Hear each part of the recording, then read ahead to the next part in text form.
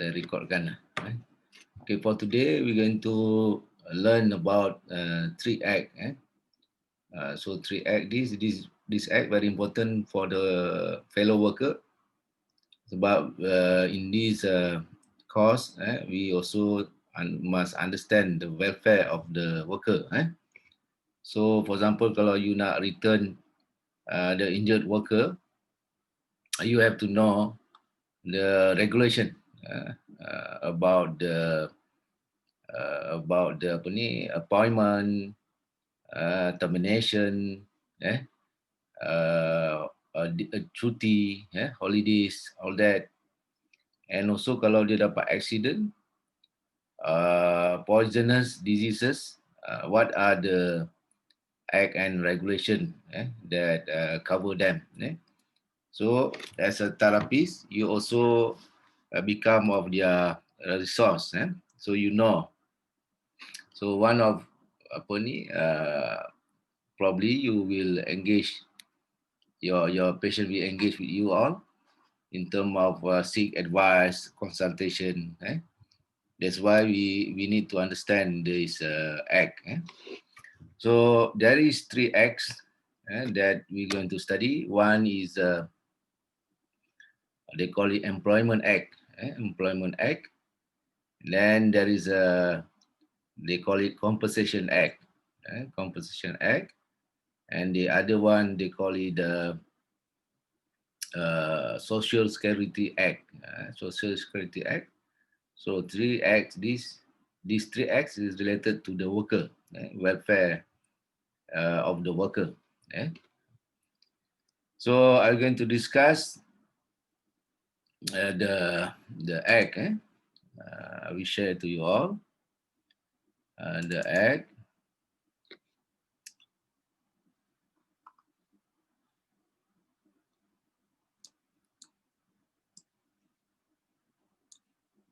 Okay, the first act that we're going to study is about the Employment Act. So Employment Act very important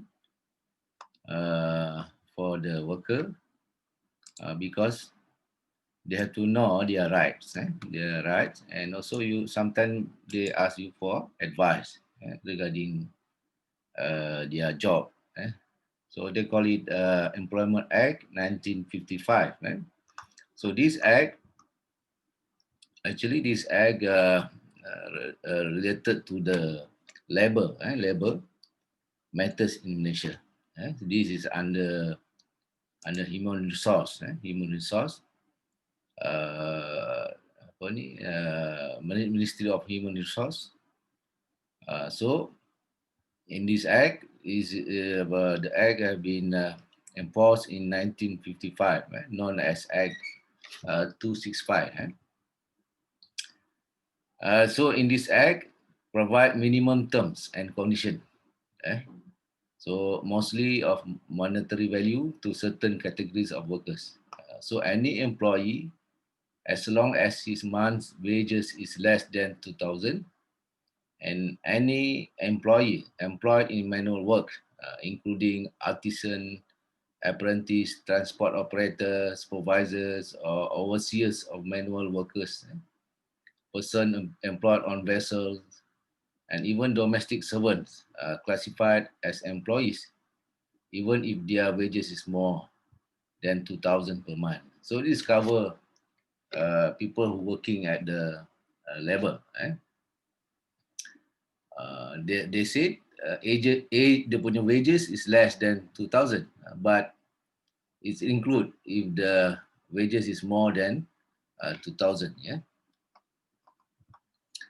So in terms of this act, this Employment Act, in terms of hiring, there is in this act there is a regulation said that if you want to hire employee, you must have a written contract. Written contract of employment must be given to every employee where the employment period exceeds 1 month. If they're working only 2 weeks, there's no obligation for the employer to have a written contract. But if they work more than 1 month, then they should have a written contract. Yeah? So the contract must include particulars of the terms and condition of employment and notice period required to terminate it. So ada term and condition dalam dia punya hiring contract tu. And then the wages, gaji kan, must be paid not later than 7th day after the last day of any wage period. So setiap bulan, selepas sebulan bekerja, gaji tidak boleh lebih 7 hari bulan tak bayar. So employee has the right to be given by employer at or before the time which any payment of wages of salary is made to such employee, a written itemized payment statement. Mesti ada slip gaji lah. Kalau dibuat bayaran, dia mesti itemized dia. Contoh gaji basic, ada allowance ke, ada apa dia panggil overtime ke. So dia boleh bayar awal tapi dia tak boleh lebih at the 7th day. Sebulan, lepas tu next month dia kena 7 hari bulan mesti buat bayaran. Unless prior written approval of the Director General Human Resource Department of Labour is obtained, female employees are not permitted to work in any industrial or agricultural undertaking between the hours of 10 o'clock in the evening and 5 o'clock in the morning. So, wanita sebenarnya, pekerja wanita tak boleh kerja pagi, malam hingga pukul 5 pagi. Tapi, bila dapat approval, boleh daripada Department Labour, barulah dia orang boleh bekerja. So employer must seek written approval daripada DG Labour, Jabatan Buruh, untuk mereka hire pekerja wanita. And then female employees are entitled to 60 days paid maternity leave for up 5 surviving children. Maksudnya dia boleh tahun ni dia bersalin, dia dapat cuti 60 hari, 2 months, sampai dia melahirkan anak 5 orang, dia boleh dapat cuti maternity, dibayar 60 days paid maternity leave for up to 5 surviving children. Subject to a minimum of RM6 per day, a female employee shall be paid her normal rate of pay. Dia akan bayar gaji basic lah, dengan minima RM6 per day. Ada kena bayar gaji basic dia selama 2 bulan. Tapi up to 5 surviving children. Maksudnya 5 orang sajalah. Lepas tu tak ada paid maternity leave. So employees are permitted to paid holiday on at least saya masukkan dulu. All employees are permitted to paid holiday on at least 10 gazetted public holidays in any one calendar year. Kalau cuti, sekejap lagi ada cuti Taipusam. Taipusam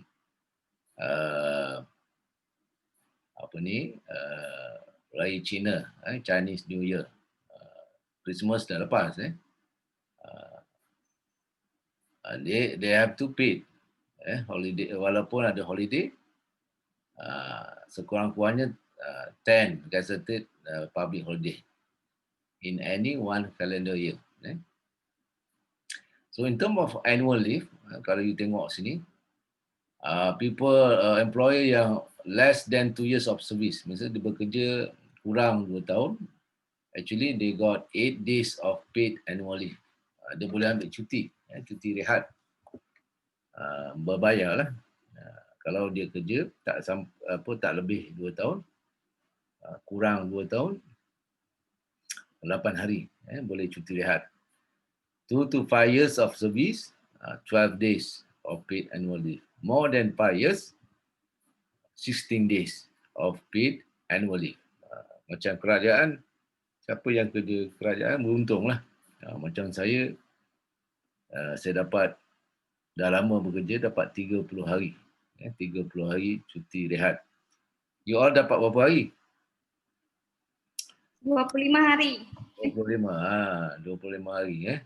Tapi you tengok kat swasta, yang bekerja lebih 5 tahun, dia dapat 16 hari. Kalau government, 25 hari. Macam saya dah kerja lebih 10 tahun, dapat 30 hari. 30 hari cuti rehat. They have to pay lah. Paid annual leave. Okay. So for example, ada pekerja yang minta advice, you have to know all these things. This is good for you. And then, in terms of paid sick leave, maksudnya dia tak boleh bekerja, dia dapat MC. MC. So, in pekerja yang kerja labor ni, sekejap saya nak masukkan, Muiz sebelum masuk. Pekerja yang kerja labor ni, less than 2 years of service, they got 14 days of paid sick leave. Sick leave ni, cuti rehat, bukan cuti rehat, cuti sakit. Cuti sakit. They entitled to have 14 days if they work less than 2 years.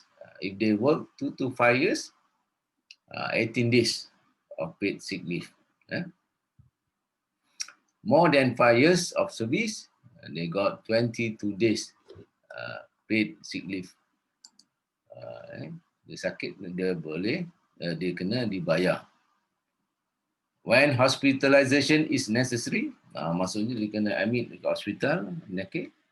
So up to a maximum of 60 days paid sick leave per calendar year. Setahun dia boleh dapat layak 60 hari hospitalization. So benda macam gini, kita kena tahu. Pekerja kena ada right untuk nurse buat dia punya right dia. And if there is overtime, then contoh kerja macam Sabtu Ahad, Ahad dia cuti, tapi dia arahkan bekerja. So minimum payment for overtime work is 1/2 times the hourly rate of pay on normal working days. Gaji dia boleh kena bayar. Katakan sejam dia kerja RM6, dia kena bayar 1,5. Maksudnya dia kena bayar RM9 1 jam. Kalau dia normal bekerja 1 jam RM6, so kalau dia buat overtime, this one overtime, dia lebih, katakan dia kerja sampai pukul 5 dan dia kena lebih bekerja masa, dia kena bayar RM9 1 jam. And 2 times the hourly rate on the rest day. Maksudnya dia Sunday itu sepatutnya dia cuti, tapi dia bekerja, so dia kena bayar 2 kali. Contoh gaji dia RM6, dia kena bayar RM12.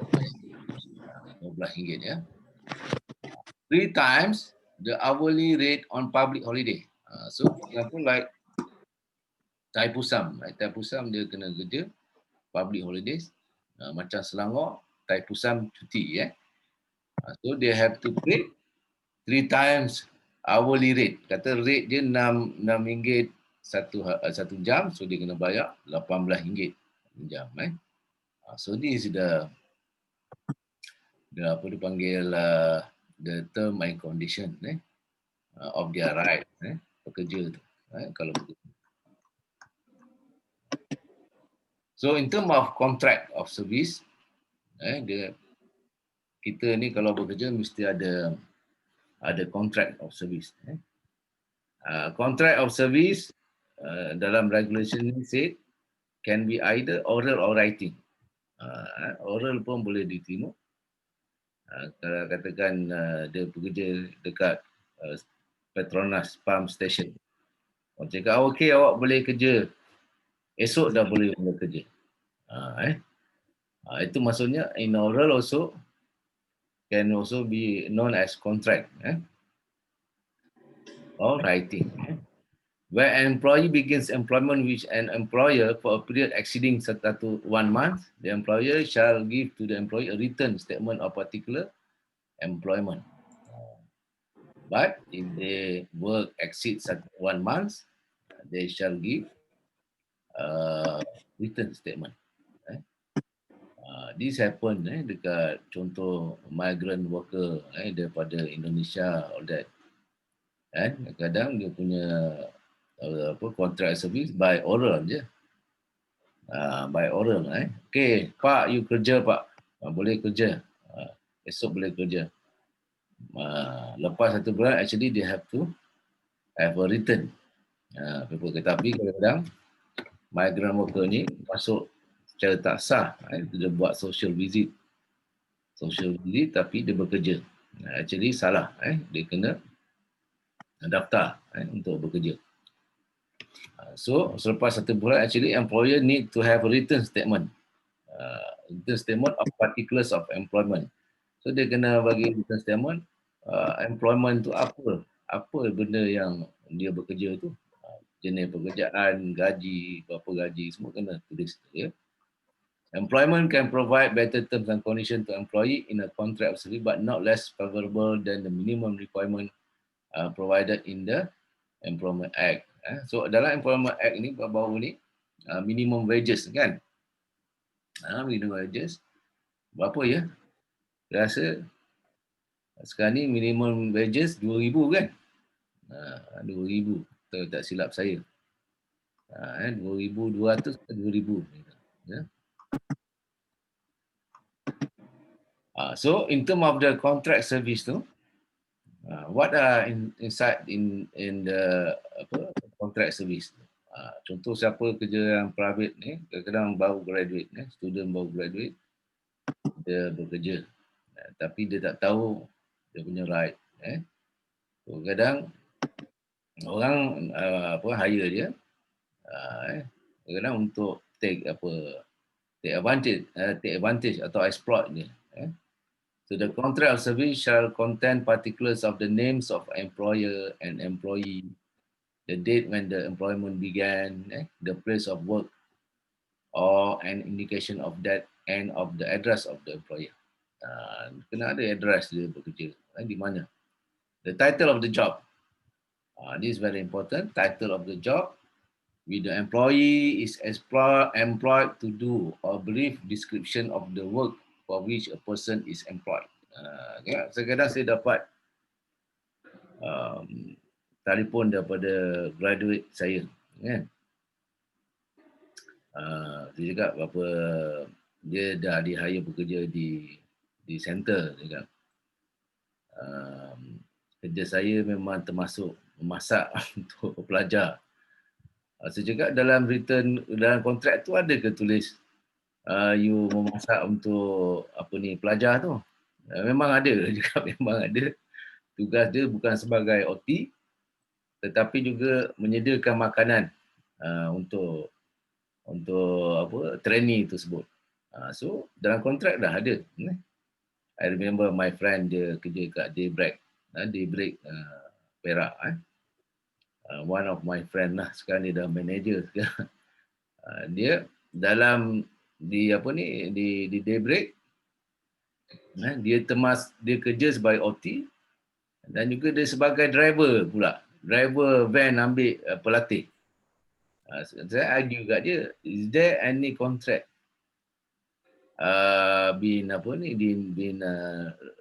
written in the contract that you also driver pick up the trainee tu? No, tak ada juga. Then you can argue lah, you can bring this thing to the labor department kalau you tak puas hati kan. So very important. There is a contract, and then the commencement salary. So they have to stipulate the basic salary, where applicable, other allowances and bonus. So kena stipulate lah. For example lah, people yang siapa tu kita tweet. Doktor nak tanya, Ya, Izzati. Akta pekerja ni, Izzati ni, akta pekerja ni tertaluk pada semua pekerja swasta, termasuk yang kalau kedai makan apa semua termasuk ke ataupun hanya Ya. yang macam mana? Ke industri saja? Semua termasuk. Semua lah, maknanya kalau macam contoh kedai makan, dia pun layak jugalah nak mohon dapat cuti bawah 14 dalam 14 hari apa tu, semua dia layak lah maksudnya. Ya, betul. Dalam labor this regulation under labor department kan, memang this is the right for the employee tu. They also have to know the right. Memang dia layak. Dia layak untuk dapatkan yang tadilah saya mention tadi, cuti, kalau gaji, tapi they have to come up with this contract of service lah. They have to spell out lah. They have to spell out and kena baca. Kadang-kadang dia tulis itu, you kerja 1 bulan, 1 hari cuti. Kan, dalam berita kontrak itu. Kalau dia tulis macam itu, dia boleh bawa that contract to the labor department. Department dia ada dia punya enforcement. Dia ada enforcement officer. Dia boleh saman kilang company tersebut lah. So very important that we have to understand this. Sometimes kadang-kadang patient they're being exploited. If you don't know about this regulation, susah kita nak bagi advice, susah kita nak refer dia ke mana. So in term of when they work, must be ada contract tu, especially salary, commencement of salary, where applicable, allowance dia and bonus. Kena ada. Kalau dia tulis, kena spell out lah. So macam kita kerja kerajaan tak ada cerita tentang bonus. Yang baru-baru ni bukan bonus, jangan silap faham pula. Itu bantuan. Elon bantuan. Bonus ni ibarat macam 1 bulan gaji, setengah bulan gaji. Itu bonus. Kalau company macam Petronas, every year got 3 months, 4 months, 6 months bonus. Okay. And then also, Doktor, okay. satu lagi, kalau macam pekerja harian macam mana pula? Sama jugalah. Pekerja harian, that's why if they exceed 1 month, they have to have a return.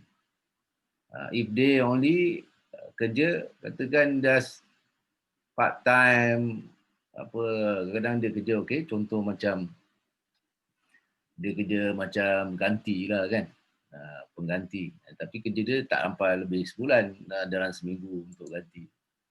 Itu tak payah return contract. Itu cara percakapan pun dah kira boleh diterima lah. Tapi kalau dah lebih sebulan, kena ada return contract. Kalau kerja dia tidak lebih 1 bulan. Kalau lebih 1 bulan, dia kena ada return contract. And then hours of work. So dalam kontrak itu mesti ada spell out hours of work. Probation ni macam apa dia panggil, kalau kerajaan tu dia panggil confirmation lah. 1 bulan dia panggil setahun atau 2 tahun, dia panggil pekerja sementara kan. Bukan sementara, dia panggil lah. PSH kah? PSH. PSH apa PSH? Pekerja 9 harian tak silap saya, PSH.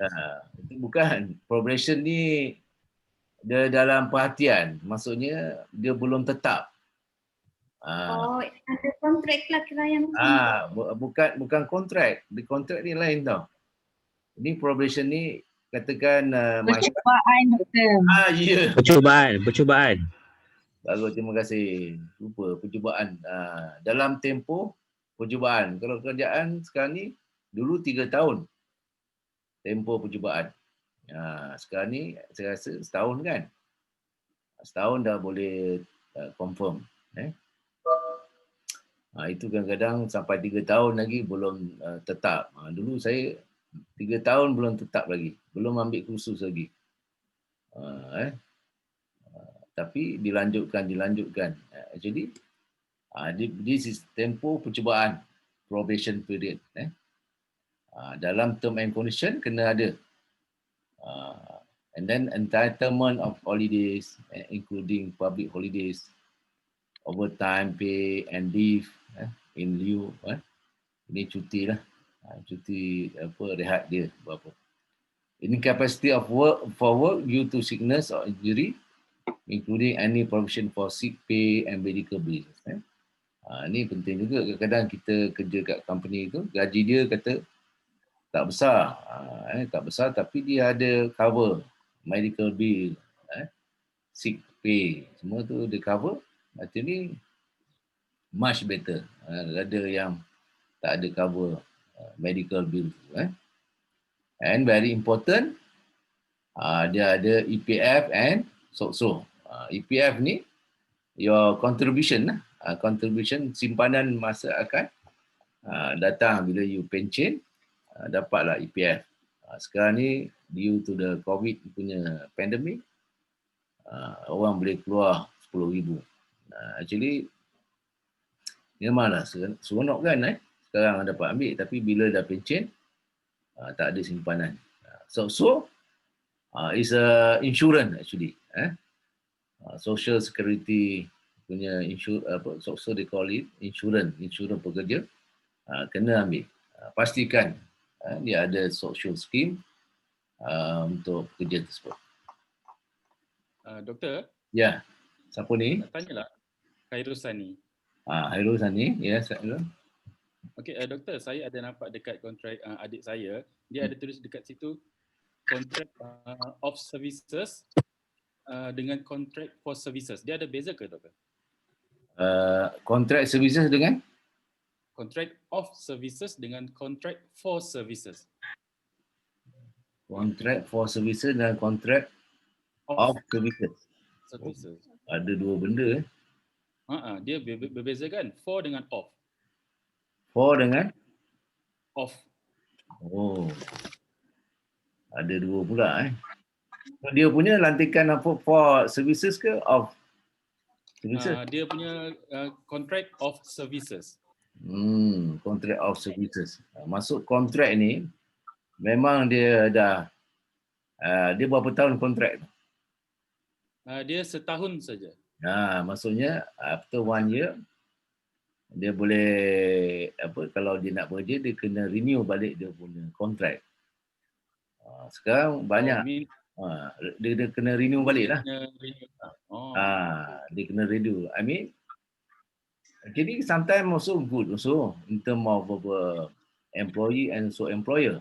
Masuk employee ni selepas setahun kalau ada apa dipanggil offer daripada tempat lain yang lebih besar lagi, dia dengan senang hati keluar kan.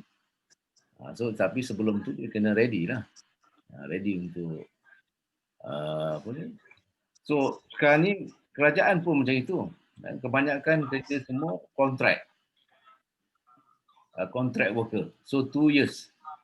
Macam di hospital UKM. Dia kerja sebagai prostetik. Lantikan dia kontrak 2 tahun. Maksudnya before ending tu of the 2 years term, they have to renew the contract. Contoh kalau you tak perform, lalu you tak banyak kes kan, ataupun you tak bersedia. Maksud orang yang kontrak ni dia kena bersedia lah. Semasa dia bekerja dia kena improvise dia punya skill. And then at the same time cari peluang yang lain. Ini tidak. Kalau you kontrak you still enjoy, relax, datang. Tiba-tiba kontrak you dah habis, kita tak sambung. Dah. So kena berhati-hati dengan orang yang kontrak. Doktor? Ya. Boleh saya nak tambah sikit tentang soalan yang Sani bagi tadi? Okay, bagus. Everyone can share here. Okay, contract of services dengan contract for services tu dia ada beza. Yang mana contract of services majikan beri kepada pekerja. Yang seperti doktor explain tadilah, maksudnya setiap tahun dia renew tu. Okay, yang tu adalah contract of services. Majikan sendiri untuk hire seorang pekerja, majikan perlu bagi kontrak tersebut. Tetapi contract for services ni adalah seperti orang lain nak bagi kita servis. Seperti contoh dia nak supply dekat kita sebagai seorang majikan. Itu adalah beza di antara contract of services dengan contract for services yang saya faham lah. So macam kita bagi perkhidmatan lah kan? Ya, Raizah. Betul. Maksudnya macam contract for services ni kita nak bagi perkhidmatan dekat orang ataupun orang nak bagi perkhidmatan dekat kita. Tapi contract of services untuk pekerja dengan majikan, macam kita nak hire somebody untuk bekerja dengan kita, itu adalah tanggungjawab seorang majikan untuk bagi contract of services. Okay. So tu untuk sharing dengan kawan-kawan semua lah. Yang apa yang saya tahu lah. Good. Thank you Puan Raizah. Puan Raizah ni dia apa ni kira tauke lah. Dia selalu hire pekerja. Lebih kurang lah macam tu. So benda ni memang familiar lah dengan saya, insyaAllah. Kalau ada yang perlu penjelasan, Raizah boleh lah. Sebab dia memang Boleh doktor, saya boleh bantu, insyaAllah. out dalam area ni lah. Saya cuma simplify summary kan lah. Tentang kontrak kepada you all. I go again. Kalau ada apa-apa, you all boleh raise your voice. No problem. And this one mana still under investigation, tapi banyak adalah yang high. Kalau boleh, kalau siapa yang apa ni tak nak bercakap tu, mute kan. Mute kan. Tidak terganggu kita. Zen. Boleh mute kan Zen? Tidak distimulat dengan lebih baik. Talking yang sedang cakap ni Zen. Di antara junction, di antara pintu junction itu, so they have the possibility that if the acceptability occurs this junction, then what will affect cognitive ability yang kita telah tadi dah, macam memory, attention, apa lagi, executive functions, praxis. Doktor boleh mute, doktor mute all. Apa Zen ni Zen? Zen pasal apa you buat apa Zen ni ada dua. Dia dengar apa? Apa ni dia dengar dia sambil ada dua benda dia buat ni.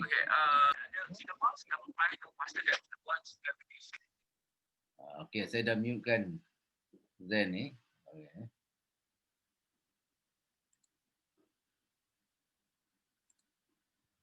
Okey, you all dengar tak saya? Dengar. Okay, alright, thank you. Okay.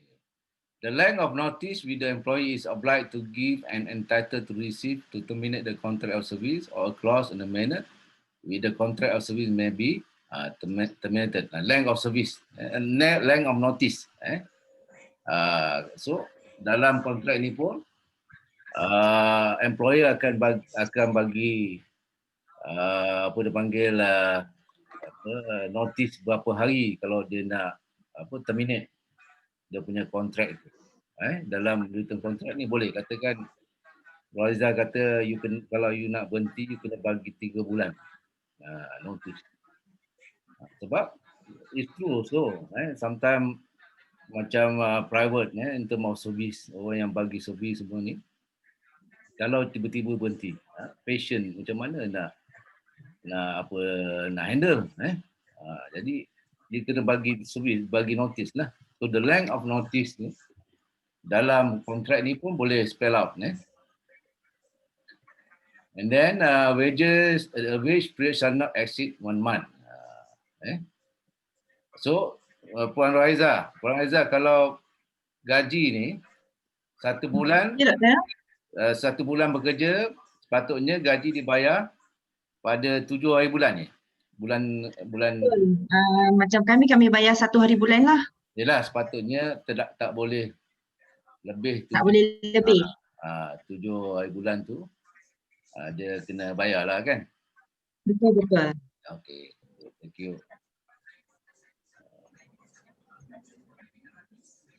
Okay, this one talking about period of notice of termination is not specific in the contract of service.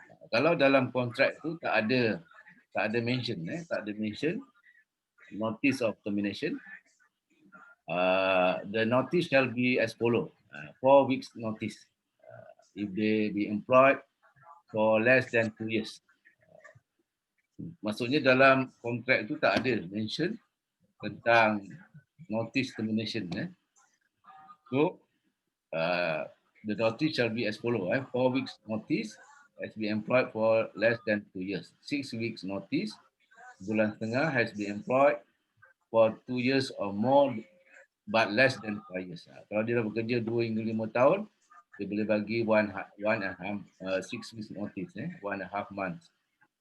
And 2 months if they employed for 5 years or more. 2 months, dia kena bagi. Kalau kita dah lama bekerja, kita kena bagi notice 2 bulan. So a written contract of service with particulars of the terms and conditions must be given to all employees on before the commencement of an employment. So kena ada written contract, kena sign employees, the employer. Jadi persetujuan lah, kena ada. So in terms of probation, so probation is a period during which the employer monitor the employee's performance, also known as working test period. Dipanggil probation ni percubaan, kerana percubaan. I remember my friend, anak dia ada kerja buat open clinic dekat Rajang, fizioterapis. Sekarang ni masalah fizio pun sekarang ni saturated, dia punya post tu. Saya tanya dia macam mana tempat you kalau student nak bekerja juga. So dia cakap 1 month probation but no salary. Boleh ke macam itu, Puan Waiza? Tak boleh. Sebulan tak boleh kan? Mana boleh tak dapat gaji? Sebulan probation but no money. Dekat no salary. You kerja 1 bulan tapi no salary. Boleh ke macam itu? Saya rasa tak boleh kan? Tak boleh Tak boleh doktor, tak boleh. Sebab waktu probation juga majikan perlu jaga semua kebajikan pekerja. KWSP so memang wajib dibayar walaupun masa probation. So sebagai hak kita macam pekerja kan, contoh kalau pekerja yang bekerja di mana-mana perkhidmatan lah, tak kira lah kedai makan sekalipun. Kalau dia kata waktu percubaan kita perlu menjaga KWSP per kes, so semua tu memang wajib dibayar lah kalau ikut akta, tapi banyak majikan yang culas sebab ni. Walaupun dia bekerja 1 hari, ya tak? At least dia contribute, dia register pada perkeso atau kan? Betul. Sebab kita tak tahu kemalangan boleh berlaku bila-bila kan? Ketika perjalanan pergi balik, jadi dia dapat benefit lah, benefit in term of employment injury scheme dan sebagainya. Okay, this one about probation. Probation period is normally spelled out in the contract of service or letter of appointment. So depends on the employer lah, and the employee have to read lah kan. Takkan probation sampai 2 tahun. Janganlah kerja kat situ kan. You have a right. If an employer deems it necessary, probation period can be extended. Tapi employer also have to agree. Betul tak korang? Janganlah kita ikut ikut saja, kita kena celik lah dalam tengok kontrak. During the probation period, an employer has the right to terminate the service for poor performance. If dia tak perform, misconduct, lacks the necessity, aptitude or skill required in the position or under other similar conditions. Termination under this condition may be without notice. This in terms of probation. Boleh fire without notice. Okey, esok, bulan esok tak payah datang kerja. Pernah ke Puan Raizah buat macam tu? Tak pernah lagi. Boleh under this probation period, yes, they can terminate without notice if there is a condition of poor performance, misconduct dan sebagainya. Upon satisfactory completion of the probation period, the employee must be informed in writing by the employer stating revised wages and other terms and conditions where applicable. So after probation period, dia kena revise lah dia punya term and condition tu. In term of the wages, terms and condition lain, dia punya allowance ke dan sebagainya. Dia kena in written. Wages less any lawful deduction are payable not later than 7th day after the end of wage period. Selepas 7 hari tak bayar, tak boleh. Ini tak ikut peraturan undang. Where a wage period is not specified in the contract of service, the wage period shall deem to be 1 month. The wage period shall not exceed 1 month. Maksudnya tak lebih. Kalau tak ada dalam kontrak, dia tak boleh 1 bulan. Tak boleh lebih 1 bulan, tak boleh bayar, tak boleh lah. Biasanya tidak boleh lebih 7 days. Where employer wishes to extend the payment of wages time, permission must be obtained from DG. Kalau dia cakap memang dia susah nak buat bayaran kerana kesuntukan masa dan sebagainya, boleh mohon pada DG, Department of Labour. Where an employee terminates the contract of service under normal termination, wages to such an employee shall be paid not later than the day when the contract of service is terminated. So, kadang kita tengok dalam movie dan sebagainya kan. Dia tulis check, okay, tomorrow you no need to come. Maksudnya dia dah bayar gaji yang hari terakhir dia bekerja. Ini dia punya peraturan. Wages to employee shall be paid not later than the day when the contract of service is terminated. Tak boleh lebih satu, dia kena, kalau tak nak terminate dia mesti bayar jam tu juga dia bekerja, gaji yang dia dah bekerja. And the employer has the right to deduct the following items from employee wages without the employee's permission. Dia boleh deduct anytime from employees without employee's permission. Tanpa kebenaran, dia punya wages tu dia boleh deduct if there is a overpayment made by mistake. Kalau ada masalah, kadang terlebih bayar. And then indemnity due to employee under section 13(1), recovery of advance of wages provided not interest is charged on the advance. Maksudnya apa ni?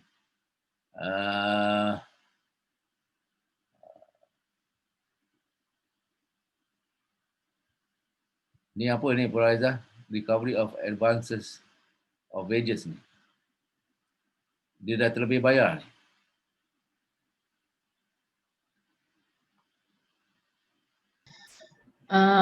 Maaf doktor, saya tak tahu tu yang ni. No. Identity to the employee under section 13(1), recovery of advance wages provided not interest is charged. Maksudnya kalau dia bayar 3 bulan terus kan, dia tak boleh ada interest lah, charge apa yang dibayar advance. Maksudnya kalau Januari dia dah bayar gaji untuk sampai bulan Jun, dia tak boleh charge interest lah pada pekerja tu. Sebab dia dah bayar advance. And then EPF also contribution, income tax and other item as authorized by law. EPF also dia kena buat. So and then pekerja also have to make sure that the employer contribute Kad SOSO dia dia daftar dengan SOSO. Itu hak dia, penting tu. Kadang-kadang bila dah dapat accident rupanya dia tak register dengan SOSO. Bila report dengan SOSO, SOSO akan ambil tindakan, tapi ambil masa lah. So employer kalau you all yang full time student ni, dia bila graduate pastikan kalau dia bekerja ada contribution dengan SOSO dan EPF. Ini dah cerita tadi tentang cuti. Cuti dah cerita tadi.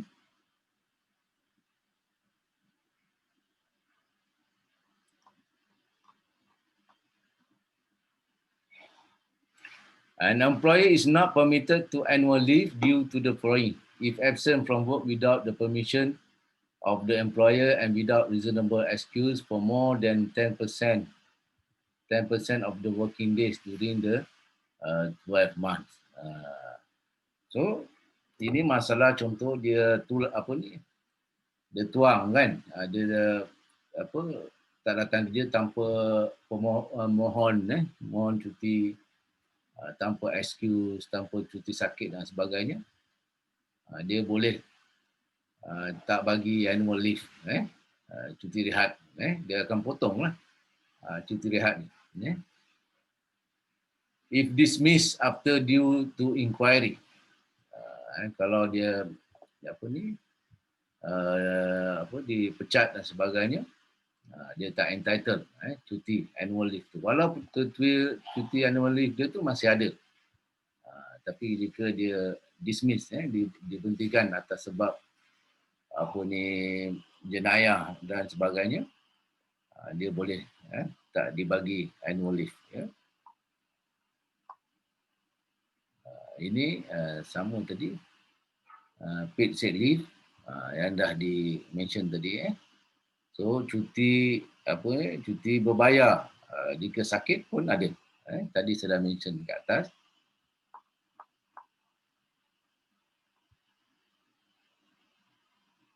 So for example, employee is not permitted to paid sick leave for any period during which the employee is receiving periodical payments with workman compensation or SOSO. So,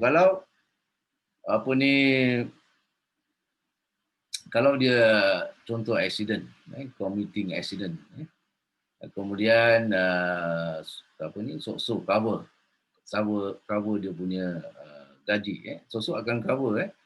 Kalau untuk accident, kemalangan, kena hospitalization, all that, dia kena masuk hospital, SOSO akan cover ada certain month. Berapa saya ingat dalam 6 bulan. 6 bulan. So, dia tidak boleh ambil cuti rehat lagi lah. Cuti rehat lagi jika dia dibayar oleh SOSO. Ada compensation daripada SOSO. So, this one very important for female. A female employee is entitled to maternity leave for a period of not less than eligible period of 60 consecutive days. Maternity allowance in respect of the eligible periods. So dia maternity leave untuk pekerja di swasta ni 60 hari atau 2 bulan. Maternity leave period may commence anytime within 30 days before her confinement. Masuk before dia labor kan, dia bersalin, dia boleh start ambil dah cuti 30 hari. But should not be later than the day immediately following her confinement. Maksudnya lepas dia labor, bersalin, dia kata tak apa saya kerja. Lepas bekerja 2 minggu baru saya sambung cuti confinement, tak boleh. Dia kena immediate ambil maternity leave ni.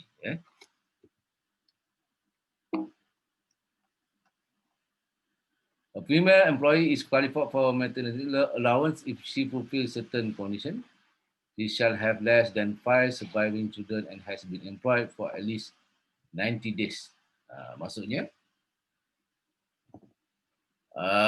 dia bekerja selepas 3 bulan, dia bersalin, barulah dia layak untuk dapat maternity leave selepas dia kerja 3 bulan.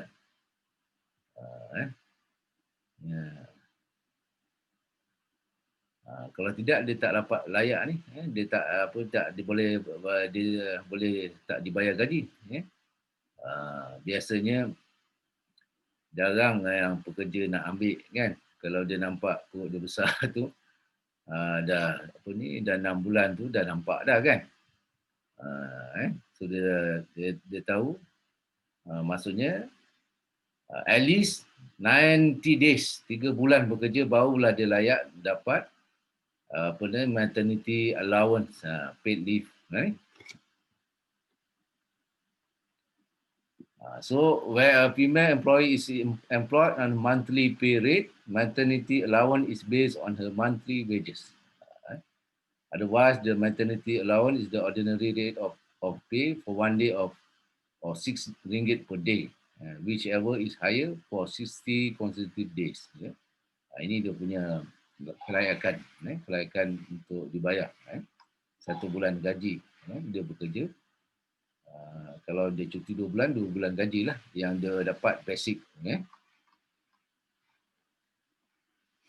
Maternity allowance shall be paid in the same manner as if such allowance is wage and is payable not later than the 7th day after the last day of any week. Sama macam bayaran yang dia dapat masa gaji, dia punya maternity allowance tu sama masa tak lebih daripada 7th day of the last day of any wage period.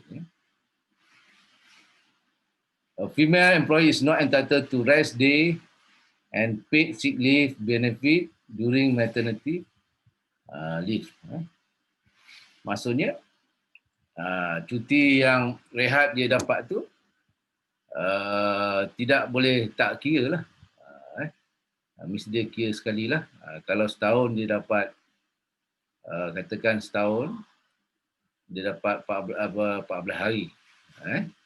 So dia cuti rehat ni, dia tak kira you boleh ambil Januari 14 hari, dia kena bagi 12. So dia akan kehilangan dia punya paid sick leave ketika maternity leave.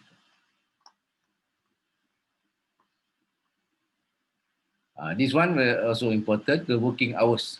The working hours and rest for employee. So employee shall be entitled to at least work 1 whole day of rest day in a week. Dalam seminggu, dia dapat cuti 1 hari. At least 1 day. 1 day of rest day in a week. Kalau majikan nak bagi dia seminggu 2 hari, pun boleh. Kalau majikan nak lebih seminggu 3 hari pun boleh. Tapi at least 1 whole day of rest day in a week. During temporary disablement under Workmen's Compensation Act, an employee shall not be entitled to rest day benefit. Ini telah di-mention tadi. An employee shall not work on normal hours exceeding 8 hours a day, excluding a period of rest.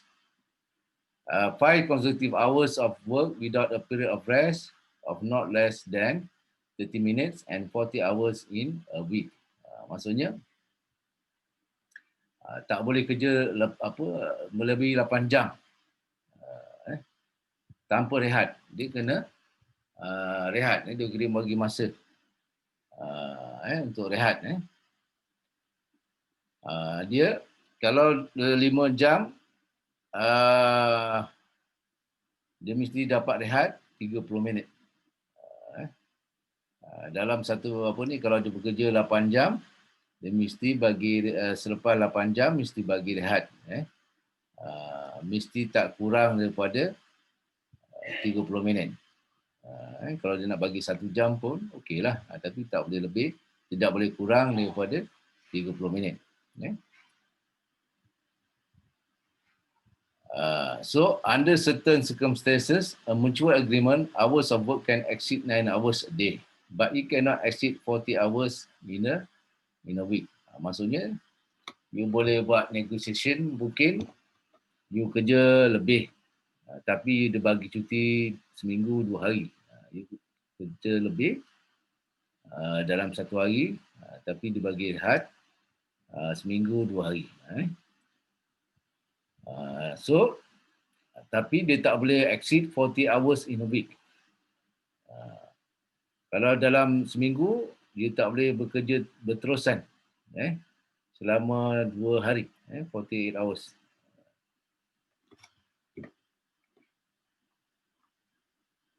Contoh macam orang yang bawa bas dan sebagainya, tapi dia tak bawa bas pun, dia kena ada, sekarang ni peraturan kena ada 2 orang.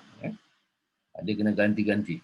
Tapi dia perjalanan pergi balik itu, dia tak boleh kerja lebih 48 jam dalam berterusan dalam seminggu.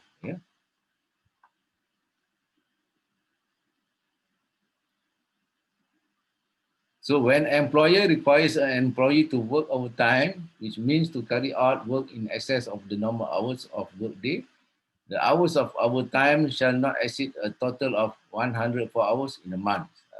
Kalau dia suruh buat overtime, kita calculate the hours tu should not exceed 104 hours in a month. Campur-campur satu hari katakan 3 jam. So campur-campur dia tak boleh lebih 104 jam. So dia bila overtime dia kena bayar 1.5 times the hourly rate of pay on normal days work, and 2 times the hourly rate of pay on the rest day work, and 3 times. So kalau dia kena buat overtime masa hari biasa, dia kena bayar 1 jam 1.5 times. Ini dia punya calculation. Kalau kalau cuti minggu, 2 times. Kalau cuti public, 3 times.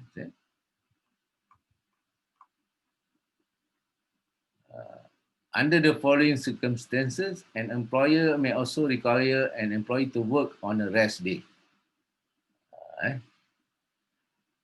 Employer may also require an employee to work on a rest day kalau ada accident, actual threaten in the workplace. Kata contoh ada kemalangan di factory tersebut, employer boleh panggil employee untuk bekerja.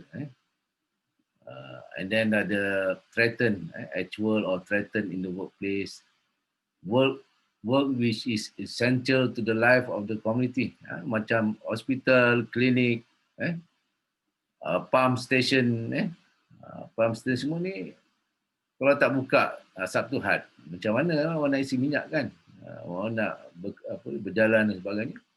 Itu penting. Dia employer boleh panggil employee itu untuk bekerja pada hari cuti, pada hari Ahad dia cuti dia lah. Work is essential to defend security of the country, police, guard, security guard dan sebagainya. Sekarang ni banjir kan, musim banjir ni kadang-kadang dia perlukan pembawa servis makanan dan sebagainya. Dia boleh panggil. Kalau mesin tu rosak, perlu maintenance, urgent work, boleh dipanggil. Interruption of work which was impossible to foresee. Work to be performed by employees in any industrial undertaking essential to the economy. Kat Malaysia ni contoh macam Top Glove. Top Glove, dia produce glove. Glove tu sekarang ni penting untuk problem COVID pandemic semua, mask tu kan, dia boleh boleh panggil pekerja tu untuk bekerja pada hari rehat, rest day, hari cuti dia.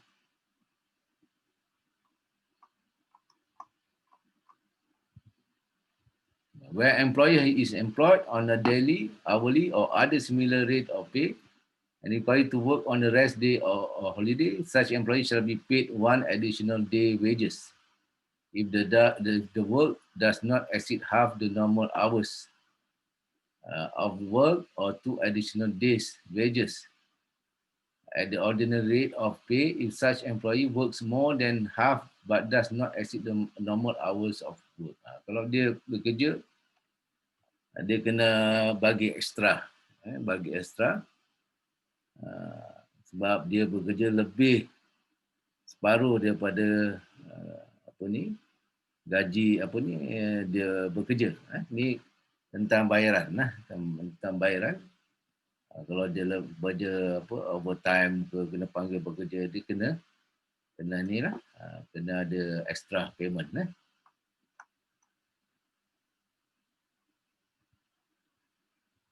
Okay, kita pergi. Ini nanti awak boleh baca sendirilah.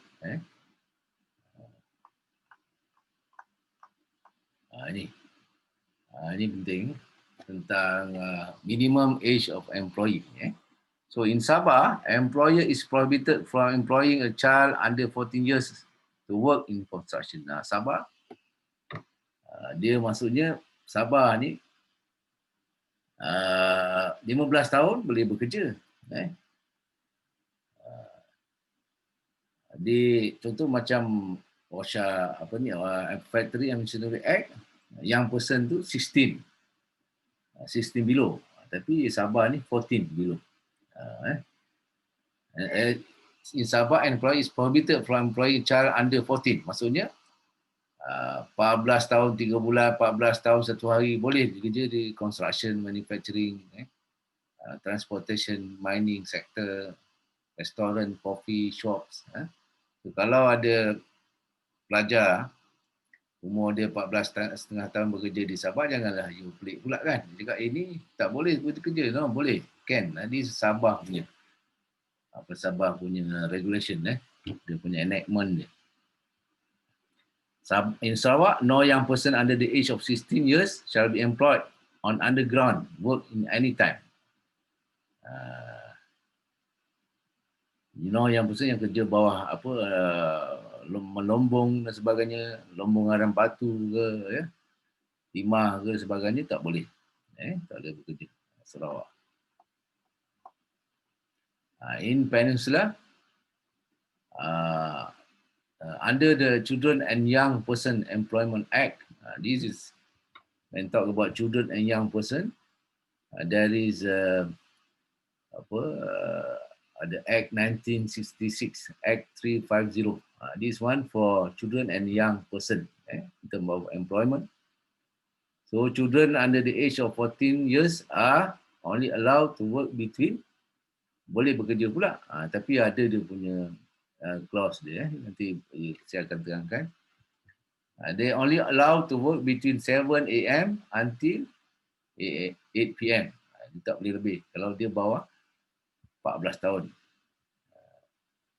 Not allowed to work for 3 consecutive hours without the production. So 3 jam dia kena rehat.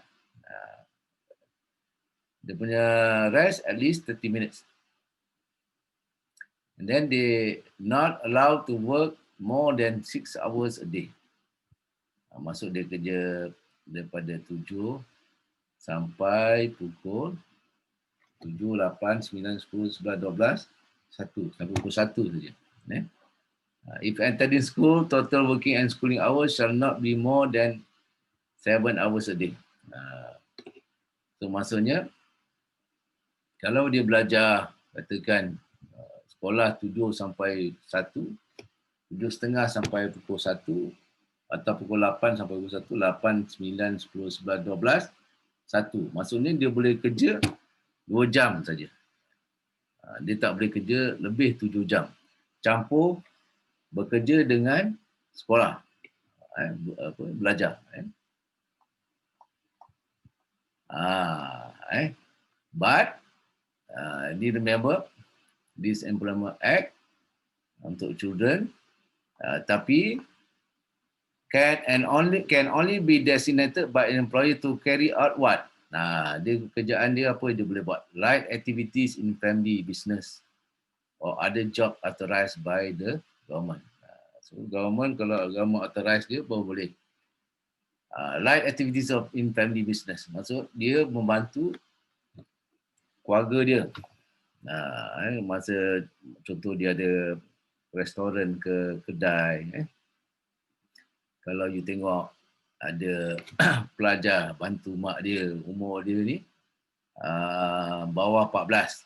Bawah 14 maksudnya tingkatan 2 kan. Tingkatan 2. Janganlah pula you cakap, you tak boleh bekerja ni, cakap kan. Ini undang-undang. No. They can work tapi dia tak boleh lebih berapa jam? Lebih 6 jam. Not allowed to work more than 6 hours. Dia kalau bersekolah, dia tak boleh campur bekerja dan sekolah tidak boleh lebih 7 jam. But only can work at area of what? Area of light activities in family business or other job authorized by the government. Children between the age of 14 and 16 years old are only allowed to work between 7 AM to 8 PM. Yang tadi bawah 14, bawah 14 boleh bekerja. Yang ini bawah 14 hingga di antara 14 hingga 16 tahun. They only allowed to work between 7 AM until 8 PM. Not allowed to work for 4 consecutive hours without a period of rest. Dia kena rehat. 4 jam kerja mesti rehat, 30 minit. Not allowed to work for more than 7 hours if attending school. Total working and schooling hours shall not be more than 8 hours a day. Waktu campur sekolah, dia lebih sikit. 8 jam. Not allowed to work with less than 12 rest hours a day. Maksud dia kena berehat lah. Lepas 12 jam rehat, barulah dia boleh dia bekerja. So, cuma dia boleh terlibat kerja dengan family business saja. Kalau FMA, memang tak boleh langsung kerja dengan mesin dalam factory, tak boleh bekerja langsung. Kalau bawah 16 tahun.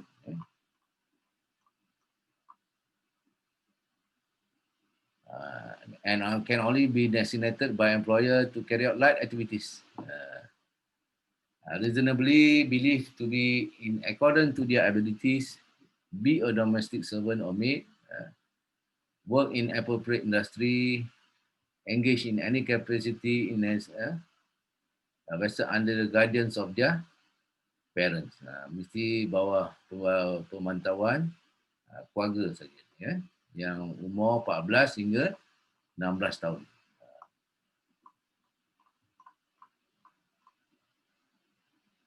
Okay. So dalam sini, employer who fails to comply with the above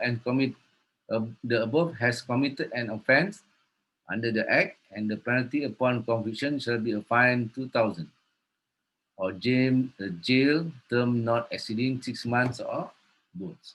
Dia akan boleh dapat penalti ataupun denda kalau tak mematuhi peraturan dan undang-undang yang disebutkan di atas, ya. Atau penjara 6 bulan atau kedua-dua sekali. This one, firing. Ini penting juga untuk firing. Kita nak tamatkan sekarang musim pandemik, kan. Ramai kawan saya tak ada bisnes sekarang, servis pun tak boleh, yang melibatkan training dan sebagainya. Dia cakap apa, kadang-kadang gaji dia tak ambil, dia bayar gaji pekerja. Tapi sampai bila? Sampai bila dia boleh macam ini, kan? Terpaksa juga dia firing dia punya pekerja. Kadang-kadang pekerja sendiri yang mohon diberhentikan. So, in terms of firing, the circumstances, a contract or service be terminated by either employer or employee. Employer ada hak dan juga employee boleh also terminate. Maksudnya dua-dua belah pihak, employer and also employee. So a contract of service is considered to have been broken when an employee has been absent from work for more than 2 consecutive working days without prior leave from the employer, or without informing or attempting to inform the employer at the earliest opportunity during such absence with reasonable excuse. Maksudnya selama 2 hari berturut-turut tanpa mohon cuti, tanpa notis, tanpa beritahu pekerja kan, sebab apa dia tak boleh bekerja, kontrak itu considered broken lah. Maksud employer boleh terminate dia. So 2 hari saja tanpa sebab. Di kerajaan susah kalau nak terminate pekerja. Saya pernah pengalaman saya punya lab attendant dia tak datang kerja sebulan. Sebulan tak datang, saya cuba kontak tak dapat. Bila dia datang kerja, saya tanya kenapa. Kenapa awak tak datang kerja? Sudah sebulan dia tak datang kerja. Dia cakap, kenapa tak tanya dia? Oh, tak call dia. Macam gitu sekali. Tapi dalam Employment Act ni, if you're not working 2 days consecutively without bagi tahu ataupun mohon cuti pada employer, you boleh terminate. Employer may terminate the contract of service when the employee is found guilty of misconduct. Kalau you dapat tahu ada misconduct, misdemeanor or negligence.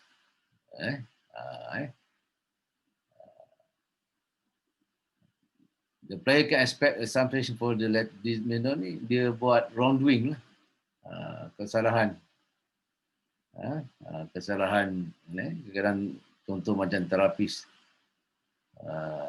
buat treatment, dia lupa nak stop kan, dan buat intervention pada patient katakan, tiba-tiba jatuh, patient tu jatuh, katakan buat contoh dia buat aktiviti balancing katakan, dia tak ada safety precaution of that, tiba-tiba patient jatuh, it can be a negligent, kan, kecuaian. Itu kecuaian. Employer may terminate the contract of service where the employee is found guilty of misconduct. Misconduct, katakan mabuk, merokok, main telefon dan sebagainya. This is a misconduct. Employee has the right to terminate the contract of service where an employer failed to pay wages within 7 days after the wage period. Maksudnya, employer also ada right to terminate the punya contract of service kalau employer tak bayar dalam 7 hari after wages period. Atau wages period 7 day patut bayar gaji, selepas 7 hari dia tak bayar. So employer also have the right to terminate the contract. This is the example of misconduct. This insubordination, disobedient. Maksudnya dia tak dengar arahan ni, insubordination, tidak menurut perintah, lateness and absent, dereliction of duty, tidak menjalankan tugas-tugas, threat and intimidation, dia ganggu, dia buat ancaman, assault and fighting, bergaduh tempat kerja, gambling, intoxication, minum arak, dan sebagainya, theft, mencuri, tak jujur, dishonesty, cheating, fraud, menipu, misrepresentation, dia berlakon pula jadi bos kat situ, pada dia punya klien, saya bos kat sini. Misrepresentation, breach of duty, fidelity, breach of duty of care, tidak menjalankan tanggungjawab, dia breach. melanggar tanggungjawab dia. Apa right of the employers? Employers have the right to punish the employee for misconduct. Under section 14, employers have the right to punish the employee for misconduct. They can dismiss without notice the employer. Okay, so you jangan datang kerja. Boleh downgrade the employee. Dia boleh turunkan pangkat. Mula dia jadi ketua kat situ, dia boleh turunkan jadi pekerja biasa je. Or impose any other lesser punishment as he deemed just fit, and where a punishment of suspension without wages is imposed, it shall not exceed period of so dia boleh tak bayar gaji, dia boleh suspend wages dia, tapi tidak melebihi 2 minggu. Maksud sepatutnya 7 hari bulan dia patut bayar gaji, dia boleh 2 minggu lambatkan bayaran pada dia, tapi dia tak boleh lebih 2 minggu. Dia boleh lambatkan bayaran tapi tidak boleh 2 minggu. A contract service can also be terminated without notice by paying to the other party or indemnity in lieu of notice.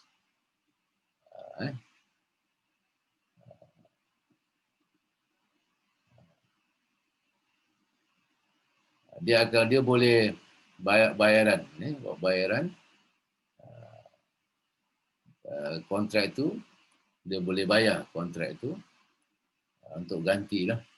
If there is a willful breach by the other party of a term or condition of the contract of service, pun boleh terminated. Okay, kita teruskan. Notice period requiring terminating a contract service, an employee may resign by giving notice of resignation or termination to the employer to terminate the contract service, and the employer may also dismiss an employee by giving notice of termination to such employees. In both situations, the length of notice shall be the same pursuant to the contract of service. So, itu kadang-kadang graduate, alumni ni datang jumpa saya. Dia nak cabut je. Dia cakap, no, you cannot. You kena bagi notice. Dia tak boleh just simply left the place. Kena tengok you punya kontrak and bagi notice pada employer. Kadang-kadang sebabkan you all, dia tak nak dah student daripada UiTM. Contoh kan, yang buat hal tu, student UiTM, semua dah tak boleh kerja ke tempat situ. So kita kena bagi contoh yang baik, especially you all semua dah bekerja kan, yang PJJ ni dah bekerja, tapi yang full time student yang nak graduate, so whatever you punya action tu actually akan represent ada effect pada yang lain. So bagi notice untuk berhenti kerja. Inilah kerja dia. Kalau tak ada dalam kontrak tu berapa bulan untuk bagi notis, tapi ini period dia. Saya dah terangkan tadi. Kalau less than 2 years, minimum 4 weeks bagi notis. Kalau the service itu less 2 years. If more than 2 years and below 5 years, less than 5 years, 6 weeks notice, 1.5 month. Kalau dah bekerja lebih 5 tahun, kena bagi 2 bulan notice.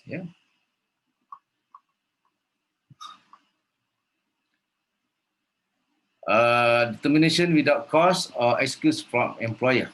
Where employer have been terminated without cause or excuse by employer can enforce a civil right and remedies for any breach of non-performance of the contract for service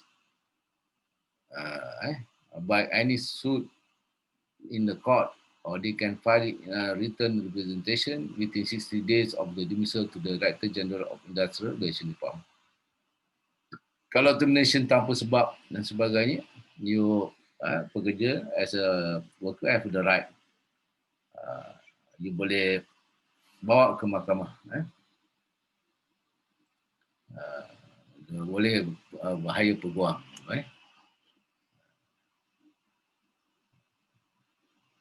ataupun you buat laporan 60 hari.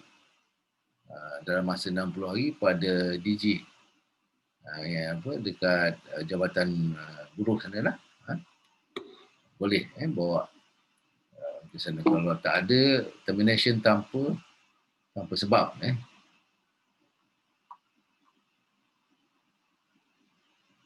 Okay.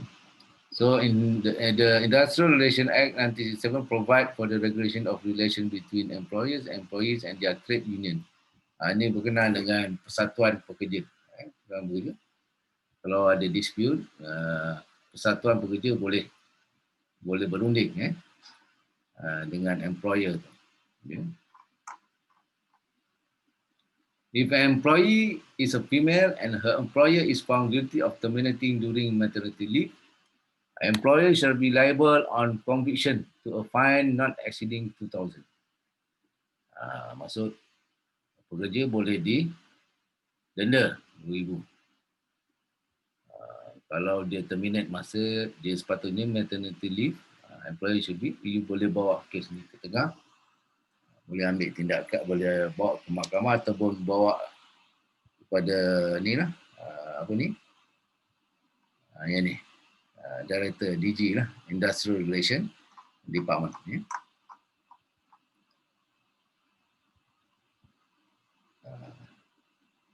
The circumstances of an employee as not entitled to termination of layoff benefit. Ini berkaitan dengan sesiapa yang tak layak untuk dapat layoff benefit. Maksudnya dia bercuti tapi tak dapat benefit lah.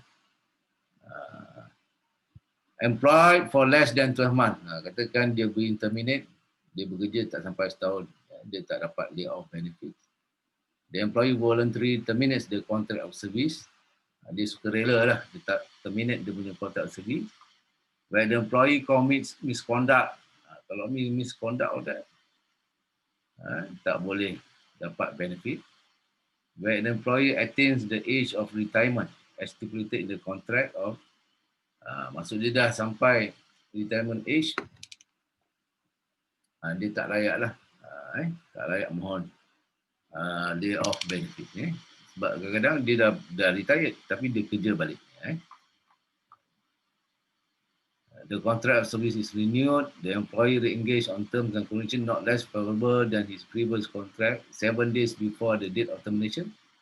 The employee has offered to renew the contract on the no less favorable term. So dia boleh dia kalau sebelum dia terminate tu dia ada buat offer baru, new contract. Yang ni you all boleh baca lah. Ni benefit. Ni layoff benefit maksudnya apa? Dia berhentikan.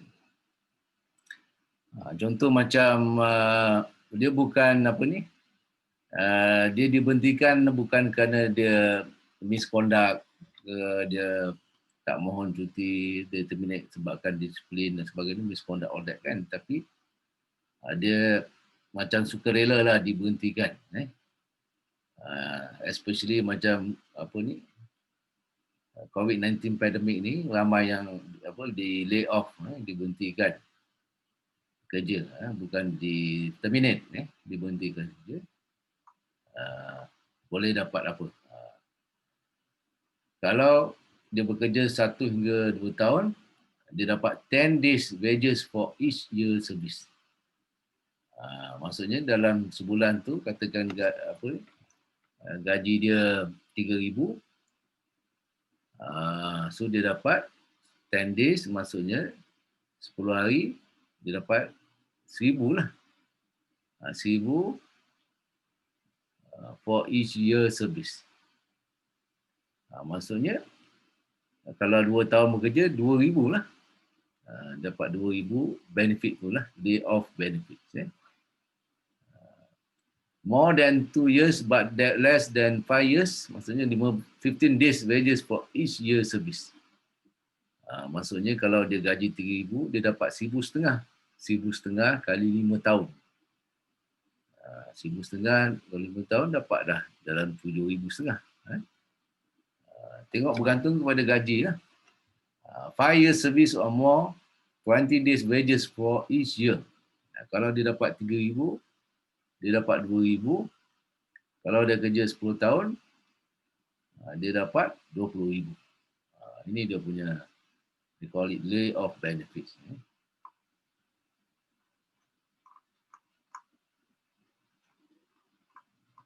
Okay, that is about Employment Act and together with Children and Adolescent Employment Act,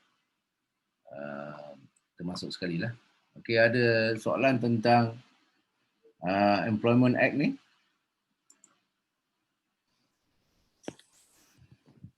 Setakat ni doktor tak ada. Ya, ada soalan? Ada doktor. Okey doktor. Okey. Yang lain tak ada ya? Faham InsyaAllah. Then kalau you Tak ada doktor. tak faham, you baca lah apa poin-poin tu lah. So actually, roughly kita sebagai opti kita faham.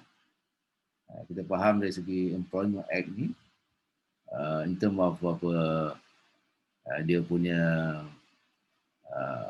kalau dia hire in term of the return contract dia, if the person under probation, dia punya maternity leave, dia punya cuti, cuti tahunan dia sepatutnya dapat berapa, dia punya apa lagi, dia punya termination, termination, apa dia punya termination, kenapa dia boleh di-terminate. Kalau dia tak datang 2 hari berturut-turut bekerja tanpa sebab, tanpa beritahu atau mohon pada employer, employer have the right to terminate that person. And then talking about apa dipanggil layoff benefits. Layoff benefit ni memang bukan termination. Layoff terminate ni dia fire kan. Layoff ni dia berhenti sebabkan bukan dia tak nak hire orang tu, tapi dia tak ada business dah. Dia tak mampu nak bayar. So dia bagi layoff benefit. Depend on the years and dia punya wages tu. Stipulate dalam akta tu apa dia punya layoff benefits tu. In terms of children and adolescent punya employment, age below 14 and between 14 and 16, dia ada dia punya syarat-syarat dia kan. Syarat-syarat dia. Kita sebagai OT kita kena tahu tu. Okey. Kalau tak ada apa-apa, kita pergi kepada satu tajuk yang penting lagi. They call it the Compensation Act dengan Employment Social Security Act.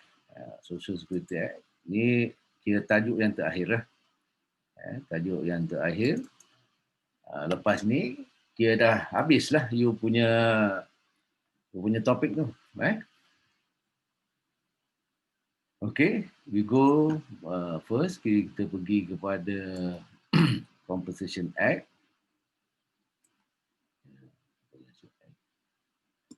Okay.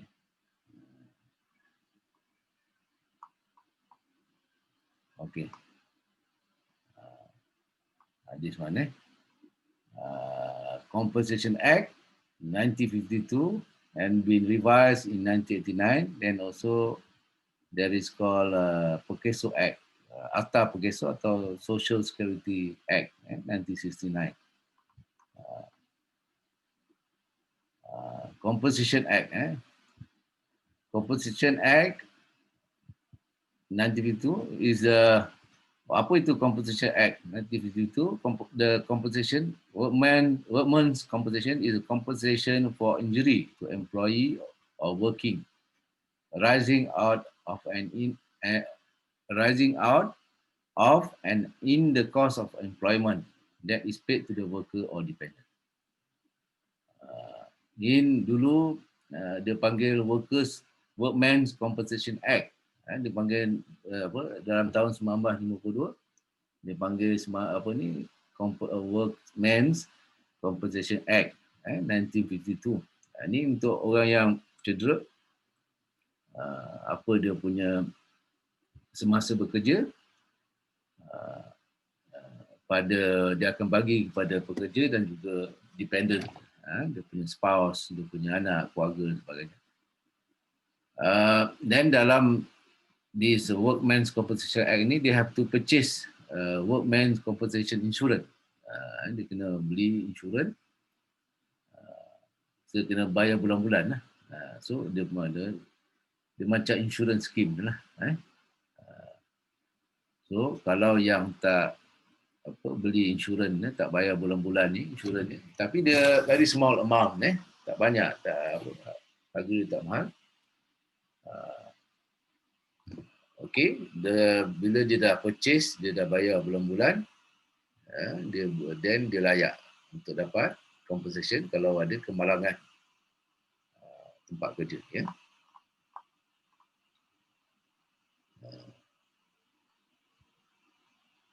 So this act provide for compensation payment to an injured employee or worker arising out of and in the course of employment or contracting occupational disease. So dalam in 1952 di masa bekerja, ada kemalangan dan juga dia dapat occupational disease. Occupational disease, have you all studied? It can be lead, mineral dust, silicosis, asbestosis, asbestos, semua itulah. Impairment of hearing, this is occupational disease, rising at workplace. Poisonous ke, dia kena chemical, rising to the workplace, dia boleh dapat pampasan. Where the employee or worker dies in the event of fatal accident or contracting an occupational disease or in the course and arising out of performing his duty of work.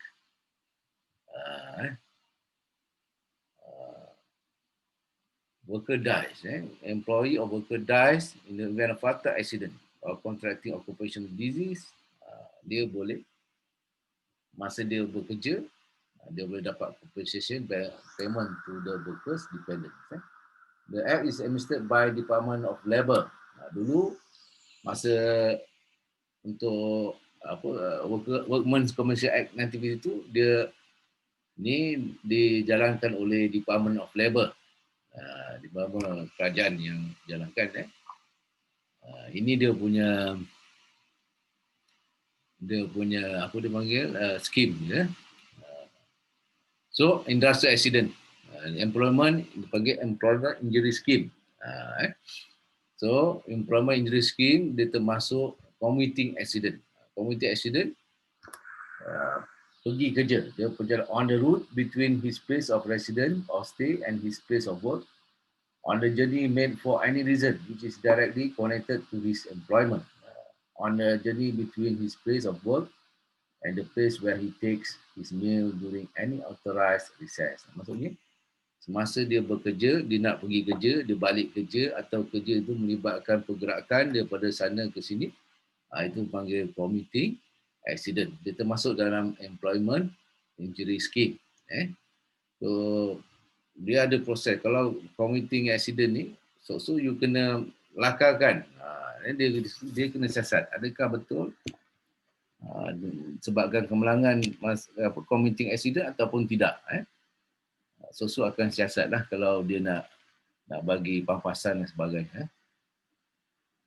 An accident that occurs during any interruption or duration shall not be deemed to arise out and interrupt and in the course of his employment. Kalau dia bukan pergi kerja, dia pergi makan angin, kemudian dia claim, tak boleh lah. Dia semasa bekerja. Accident during emergency. Accident will occur during emergency of the employer's premise. The cost of assisting, rescuing, protecting other people from disaster or danger during an emergency. Masa tempat kerja ada kemalangan, dia membantu, dia menjaga, menyelamatkan orang pun boleh dia ambil kira. Occupational diseases. Diseases resulted from his occupation as described in 5th schedule. You already know. In the 5th schedule, dalam Employees Security Act di sini ada 5th schedule. Sama lah macam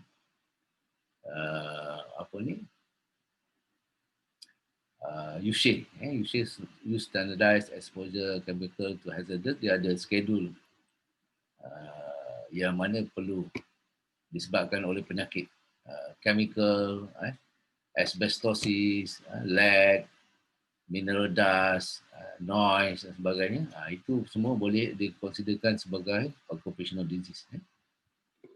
Among the occupational disease including loss of noise, loss of hearing due continuous exercise, excessive noise exposure, asthma, to the inhalation of dust, mineral dust, asbestos, harmful chemical, and etc. All these things consider occupational diseases. So what are the benefits?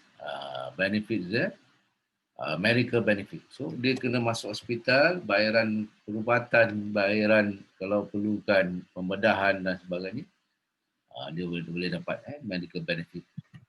And then temporary disablement benefit.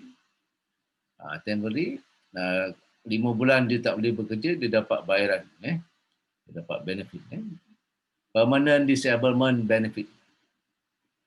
Kalau dia kurang upaya, dia tak boleh bekerja, dia cacat dan sebagainya, dia boleh dapat permanent disablement benefit.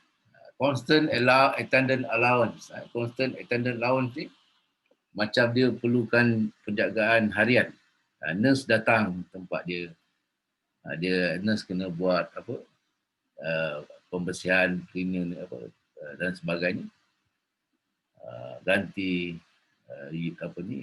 urine tube, cuci dia punya bed sore dan sebagainya. Dia dapat attendant allowance, bayaran.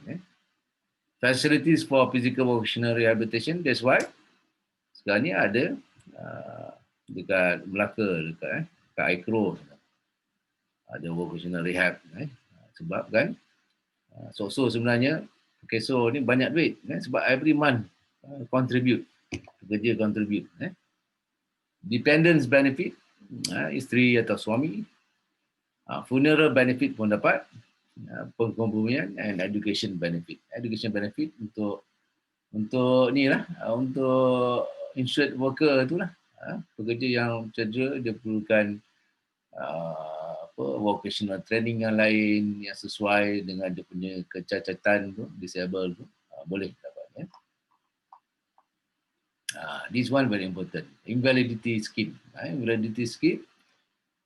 An insured person shall be considered as suffering from invalidity by reason of specific morbid condition of permanent nature, either incurable or is not likely to be cured, and not longer capable of earning by work corresponding to his strength and physical ability, at least 1/3 of the customary earnings of a sound insured person.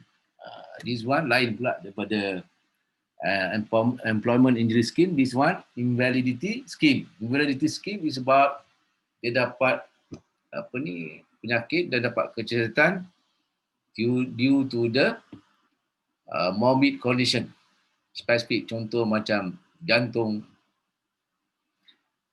dapat terminal cancer, terminal illness cancer. This one natured lah, permanent natured, either dia tak boleh cure lagi. Dapat penyakit buah pinggang, terpaksa buat dialysis. So bila dia dapat penyakit ni, dapat stroke contohnya, dia tak ada keupayaan. Dia lost dia punya strength and physical ability. And so dia dapat dapat pension, dipanggil pension ilat, dia dapat 1/3 of the customer earning of a sound insurance. So dia dapat 1/3 of the pendapatan dia. Katakan sebulan dia dapat 3,000. Kalau 1/3 is about 1,000 lah. RM1,000 sebulan. Saya pernah banyak experience saya dapat. Dia dapat injury. Dia bukan injury, dia dapat condition yang dia tak boleh bekerja. Macam stroke dan sebagainya. Ini we call it permanent nature. Dia tak boleh cure. Heart attack dan sebagainya, stroke. The scheme provides 24-hour coverage to employee who suffer from invalidity or death due to any cause and not related to his employment. Menyebabkan kematian dan sebagainya. Kadang-kadang you dapat pesakit yang ada kes macam ni. By right, you need to refer them. However, dia kena contribute. Dia ada dua scheme. Employment injury scheme dengan invalidity scheme. Dia kena, every month dia kena contribute. Kalau dia tak contribute, maksud dia tak bayar scheme ni every month, dia tak boleh dapat lah. So what are the benefit? Banyak invalidity pension, dapat pension bulanan. Dia dapat grant. Grant katakan dia nak buka kedai ke, constant attendant allowance, survivors pension, funeral benefit, facilities of physical vocational dialysis, dia kena boleh dapat nak buat rawatan dialysis ditanggung oleh sok-sok. Education benefit sama dia lebih kurang, tapi di sini ada invalidity pension. Dia dapat pension. Survivor pension ni isteri dia lah. Isteri dia pun boleh dapat pension kalau dia meninggal lah. Meninggal, survivors dia, anak dia dapat pension. Dalam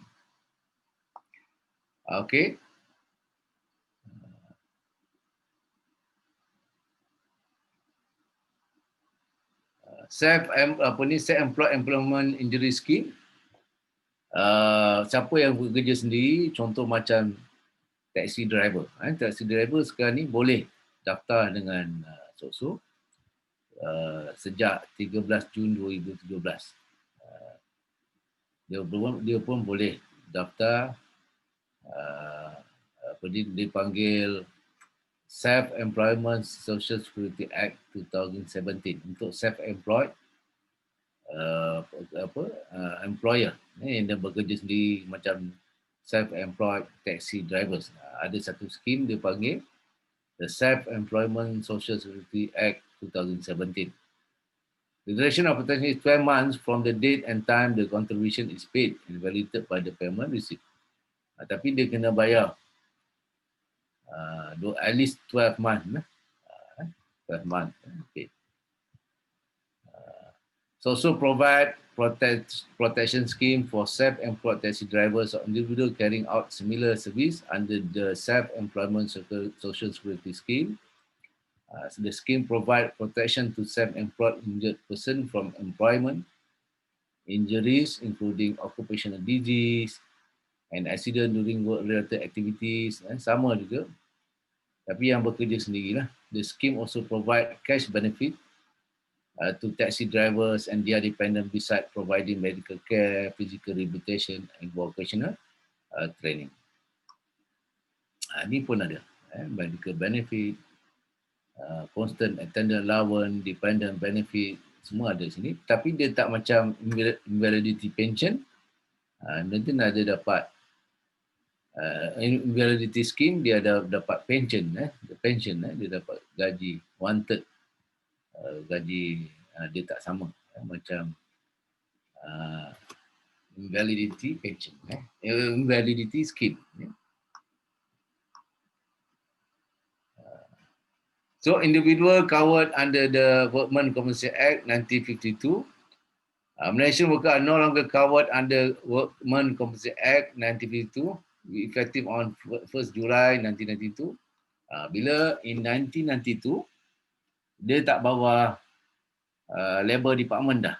Dia bawa dia Employee Security Act ni ditubuhkan pada 1992. They call it under the Employee Social Security Act. Sekarang ni dia tak pakai dah Workmen Compensation Act. Selepas 69 sekarang dia under Employee Social Security Act pada tahun 1992 1 Julai. Dia tak bawah Workmen's Compensation Act tapi di bawah Employee Social Security Act. So, Social Security Act macam badan berkanun. Badan berkanun di bawah kerajaan, di mana dia yang handle Social Security of the workers. Ini dipanggil Employee Social Security Act 1969. So that's why dia ada SOCSO, dipanggil PERKESO. Dalam bahasa Malaysia, Pertubuhan Keselamatan Sosial. Dalam bahasa Inggeris dipanggil Social Security Organisation. So what are the functions SOCSO? Registration of employers and employees. Sebab dia ramai kan employee ni, dia kena ada satu badan yang menjaga. So badan ni lah yang register employees, dia yang collect duit lah, collect contribution for employee. Dia yang akan buat bayaran benefit pada pekerja dengan dependent, provide physical and vocational rehab benefit. Sekarang dia buat return to work program pula.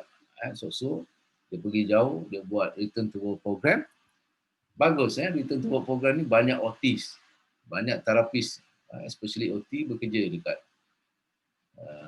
jadi case manager.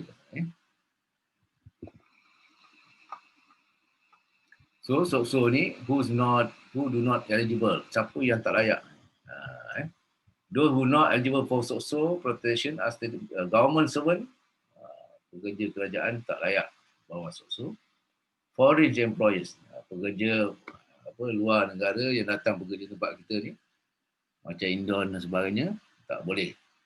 Ini masa ketika itulah. Sekarang ni dah lain pula. Nanti saya akan cerita. Self-employed person. Self-employed person dia ada Self-Employment Security Act kan. Under Self-Employment Security Act, dia bukan tak boleh bawa SOCSO. Sole proprietor and partnership, and domestic servant or spouse. Domestic servant, maksud orang gaji maid lah, tak boleh. Dan juga spouse, isteri pada suami yang bekerja tu, tak. Tapi ada ura-ura baru ni, nak akan cerita lebih lanjut sekejap lagi.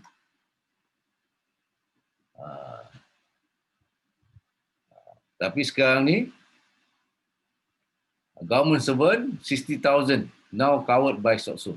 Maksudnya pada 2013 under Human Resource under Human Resource Minister Dr. Sri Subramaniam, dia dapat keputusan daripada kerajaan untuk government yang kerja sebagai temporary or contract, temporary and contract staff from May 2013 boleh covered by SOCSO. Dia kena contribute lah untuk monthly contribution, bayar beli insurans untuk daftar di SOCSO.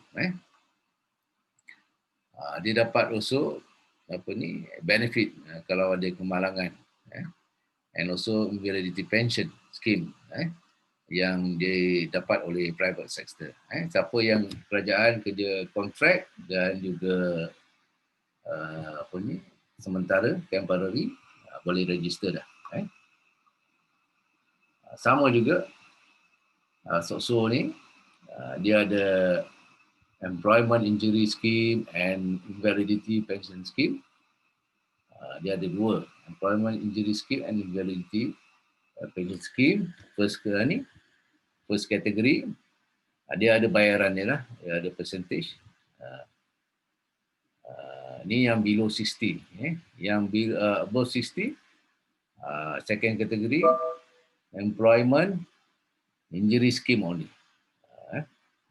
So, boleh baca, dia ada dua jenis pula, first category dan second category. Yang umur bawah 60, yang atas 60, they call it Employment Injury Scheme only. Okay?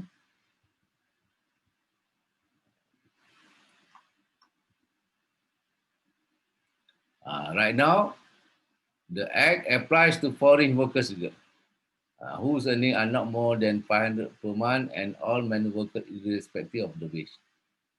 Sekarang ni pula, dulu tak boleh, sekarang boleh. Foreign worker boleh contribute dengan so. After all, they are the person also yang membantu membangunkan negara.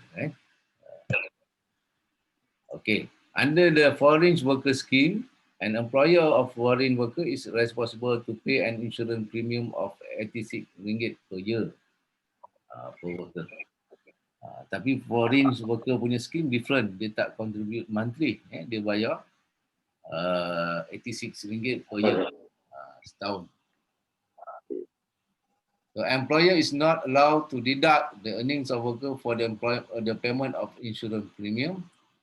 Employer found guilty of such action. Maksudnya untunglah orang yang foreign ni, dia tak payah bayar, tapi majikan yang perlu bayar. Macam local, dia kena contribute monthly. Macam foreign tak bayar, bayar sekali dia setahun. Dia cover so. Siapa yang employer tak bayar ni, tak contribute dekat so ni, dia akan boleh didenda RM5,000 atau penjara setahun atau kedua-duanya.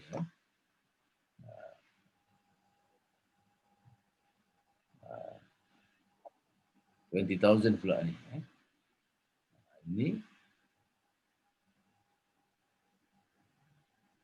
Ini employer is not allowed to deduct the earning of worker. Kalau dia deduct gaji pekerja, dia kena saman.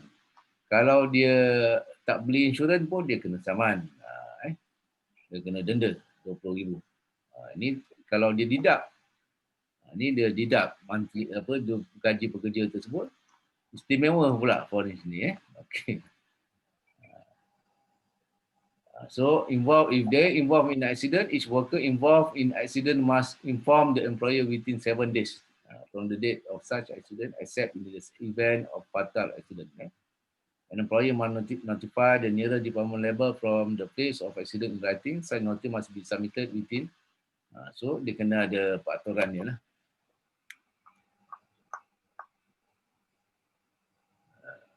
So ini nanti boleh baca.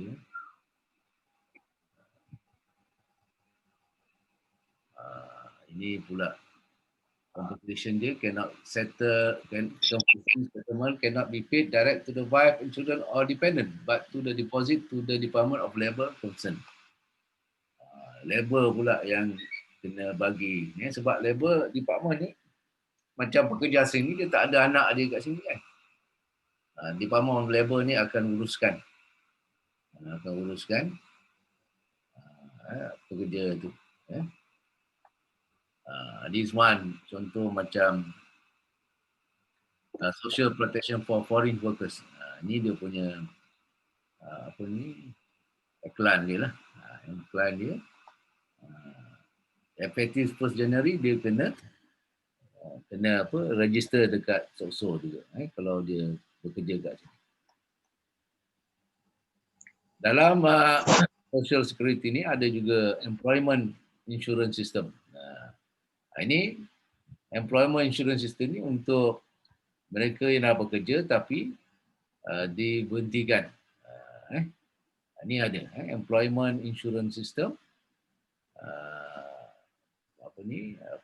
So dalam orang yang bekerja lepas tu diberhentikan, dia akan bagi bantuan lah. Dia bagi bantuan macam training, bantu dia mencari pekerjaan, dia akan bagi update tentang pekerjaan yang sesuai yang ada, so dia call it employment insurance scheme. So ada lagi satu employment insurance scheme system, employment insurance system, dia coverage itulah.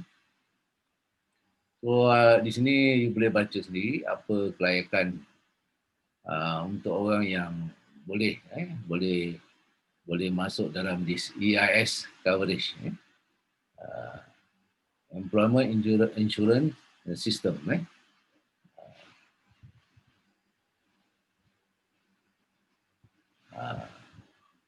So yang gaji 4,000 ke bawah boleh daftar. So ada contribution monthly salary, employer 0.2%, employer 0.2%, kena an employee lah. So mesti employee pun sekali. Ini jumlah dia yang dia kena bayar bulanan. Kalau dia gaji contoh 3,800 bulanan, daripada employer RM7.70. Daripada employee pun RM7.70. Dia bulan-bulan kena bayar lah. Jadi bila dia diberhentikan, ada dia punya benefit dia dapat. Ni dia punya monetary benefits job search allowance, dia dapat allowance untuk cari kerja, reduce income allowance, dia dapat allowance bila diberhentikan kerja, training, dia dapat training kalau nak pergi latihan vocational, dia ada course dia lah, training allowance, early re-employment allowance, dia ada dapat allowance bila dia re-employ. So banyak lah dalam employment insurance system, job search, counselling dan sebagainya. Okay. So kita dah belajar tiga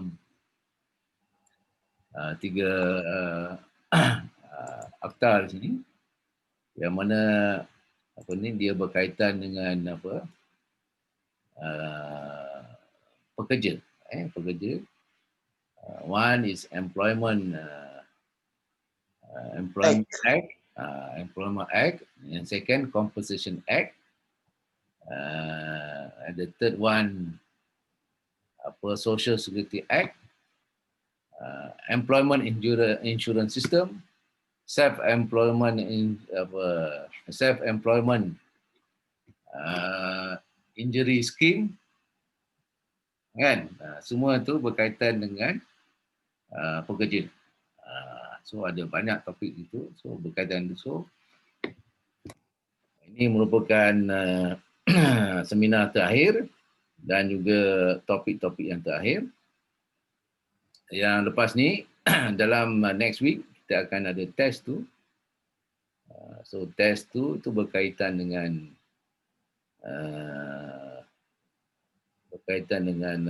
FMA, Factory Machinery Act, and then regulation,